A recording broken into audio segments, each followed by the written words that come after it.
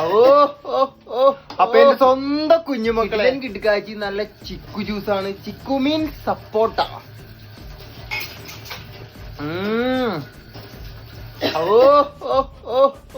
വേറെ ലെവല് സാധനം മക്കളെ.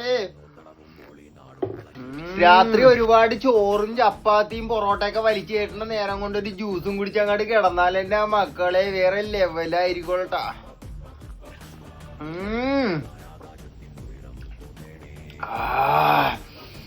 അധികം ഡെക്കറേഷൻ ഒന്നും ആക്കാതെ വെറും പാലും പഞ്ചസാരയും ചിക്കു മാത്രം, സപ്പോട്ട മീൻസ് സപ്പോട്ട ഇട്ട് മാത്രം അടിച്ചു കുടിക്കണം മക്കളെ. അതാണ് അതിന്റെ ടേസ്റ്റ്.